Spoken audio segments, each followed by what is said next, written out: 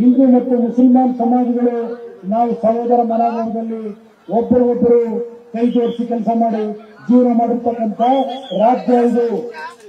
ಇದು ಯಾರ ಸತ್ತಲ್ಲ. ಇದು ಯಾವುದೇ ರಾಷ್ಟ್ರೀಯ ಪಕ್ಷಗಳ ಸತ್ತಲ್ಲ. ಇದು ದಯವಿಟ್ಟು ಇದನ್ನು ಅರ್ಥ ಮಾಡ್ಕೋಬೇಕು. ಇವತ್ತು ಯಾವೊಂದು ನೀವು ಮುಸಲ್ಮಾನ್ ಬಂಧುಗಳು ಧರಿಸ್ತಕ್ಕಂಥ ವಸ್ತ್ರದ ವಿಷಯದಲ್ಲಿ ಪ್ರಾರಂಭ ಆದಂತ ಈ ಬಿಜೆಪಿಯ ಸರ್ಕಾರದ ಸಂಘರ್ಷ ಇವತ್ತು ಹಲಾಲ್ ಕಟ್ಟಂತೆ ಗಿಟಕ ಕಟ್ಟಂತೆ ಅಂತ ಹೋದ್ರು. ಮತ್ತು ಮುಸಲ್ಮಾನ್ ಸಮಾಜದ ಬಂಧುಗಳು ವ್ಯಾಪಾರ ಮಾಡತಕ್ಕಂಥ ಅಂಗಡಿಗಳಲ್ಲಿ ಯಾವುದೇ ಖರೀದಿಯನ್ನು ಮಾಡಬೇಡಿ ಎಂದರು. ಈ ರೀತಿಯ ಈ ಒಂದು ಸಮಾಜಗಳಲ್ಲಿ ನಮ್ಮನ್ನು ಹೊಡೆಯತಕ್ಕಂಥ ಕೆಲಸವನ್ನು ಮಾಡಬೇಕಾದ್ರೆ ಕಾಂಗ್ರೆಸ್ನ ನಾಯಕರು ಧ್ವನಿ ಎತ್ತಿಲ್ಲ. ಯಾರು ಬಿಜೆಪಿಯ ಬಿ ಟೀಮ್ ಅಂತ ಹೇಳಿ ನಮ್ಮನ್ನ ದೂರವರು ಇವತ್ತು ಈ ಸಮಾಜವನ್ನ ಸರ್ವ ಜನಾಂಗದ ಶಾಂತಿಯ ತೋಟವಾಗಿರ್ಬೇಕು ಅಂತ ಹೇಳಿ ಧ್ವನಿ ಎತ್ತಿದ್ದು ಜನತಾದಳ ಅಂತಕ್ಕಂಥದ್ದನ್ನ ನಿಮ್ಮೆಲ್ಲರ ಮುಂದೆ ನಾನು ಇವತ್ತು ಧೈರ್ಯವಾಗಿ ಹೇಳಲಿಕ್ಕೆ ಬಯಸ್ತೇನೆ.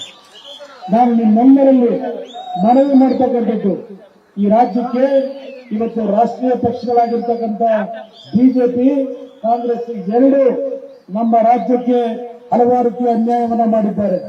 ಈ ರಾಜ್ಯದಲ್ಲಿ ಮತ್ತೆ ನಾವೆಲ್ಲ ಒಂದಾಗಿ ಒಂದು ತಾಯಿಯ ಮಕ್ಕಳಾಗಿ ನಾವು ಸುಖವಾಗಿ ಸಂತೋಷವಾಗಿ ಜೀವನವನ್ನ ನೆರವೇರಿಸಬೇಕು ಅಂದ್ರೆ ನಾವೆಲ್ಲ ಒಂದು ಅಣ್ಣ ತಮ್ಮಂದರ ತರ ಇರಬೇಕು ಈ ರಾಜ್ಯದಲ್ಲಿ. ಅಂದ್ರೆ ಈ ಎರಡು ರಾಷ್ಟ್ರೀಯ ಪಕ್ಷಗಳನ್ನ ಕರ್ನಾಟಕ ರಾಜ್ಯದಿಂದ ಹೊರಗೆ ಆಗ್ತಕ್ಕಂಥ ಕೆಲಸವನ್ನ ಹಿಂದೂ ಮತ್ತು ಮುಸಲ್ಮಾನ್ ಸಮಾಜದ ಬಂಧುಗಳು ನೀವೆಲ್ಲ ಸೇರಿ ಒಗ್ಗಟ್ಟಿನಿಂದ ಈ ರಾಜ್ಯದಲ್ಲಿ ಮುಂದಿನ 2023 ಚುನಾವಣೆ ಕೋಲಾರದಲ್ಲಿ ಶ್ರೀನಾಥ್ ಅವರು ನಮ್ಮ ಪಕ್ಷದ ಅಭ್ಯರ್ಥಿ.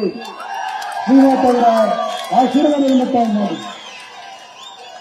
ಇವತ್ತು ನಮ್ಮ ಪಕ್ಷದ ಕಾರ್ಯಕ್ರಮ ಧರ್ಮದ ಮಧ್ಯೆ ದ್ವೇಷದ ಭಾವನೆಯನ್ನ ಬಿತ್ತತಕ್ಕಂಥವಲ್ಲ, ಧರ್ಮದ ಮಧ್ಯೆ ಸಂಘರ್ಷವನ್ನು ಉಂಟು ಮಾಡತಕ್ಕಂಥದ್ದಲ್ಲ.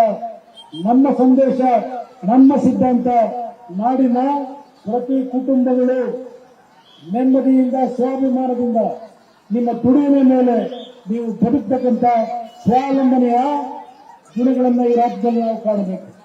ಇವತ್ತಿನ ಪಂಚರತ್ನ ಕಾರ್ಯಕ್ರಮಗಳು ಮುಸಲ್ಮಾನ ಬಂಧುಗಳಿರಲಿ, ದಲಿತ ಸಮಾಜ ಇರಲಿ, ಹಿಂದೂ ಸಮಾಜಗಳಿರಲಿ, ಎಲ್ಲರೂ ಉಚಿತವಾದಂತಹ ಶಿಕ್ಷಣ, ಉಚಿತವಾದಂತಹ ಆರೋಗ್ಯ, ಸಾಲಗಾರರಾಗದೆ ಎಲ್ಲಾ ಸಮಾಜದ ಬಂಧುಗಳು ನೀವು ನೆಮ್ಮದಿಯಿಂದ ಬದುಕತಕ್ಕಂಥ ಕಾರ್ಯಕ್ರಮಗಳನ್ನ ಸರ್ಕಾರದ ಮುಖಾಂತರ ಕೊಡ್ತಕ್ಕಂಥದ್ದು ಇದು ನನ್ನ ಕಾರ್ಯಕ್ರಮ.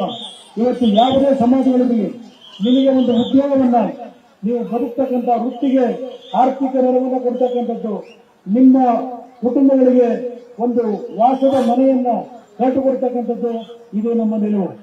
ಯಾವುದೇ ಜಾತಿಯಲ್ಲಿ ಇವತ್ತು ಪ್ರಶ್ನೆ ಇಲ್ಲ.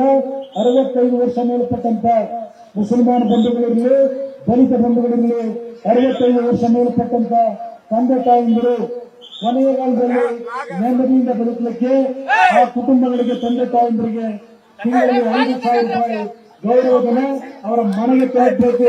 ಇದು ನಮ್ಮ ಕಾರ್ಯಕ್ರಮ. ವಿನಯವರಿಗೆ, ಅಂಗವಿಕಲರಿಗೆ 2,500 ರೂಪಾಯಿಗಳ ಮಾಸಾದವನ್ನು ಕೊಡ್ತಕ್ಕಂಥದ್ದು ನಮ್ಮ ಕಾರ್ಯಕ್ರಮ. ಮುಸಲ್ಮಾನ್ ಬಂಧುಗಳಲ್ಲಿ ಬಡತನ ಇರುತ್ತದೆ.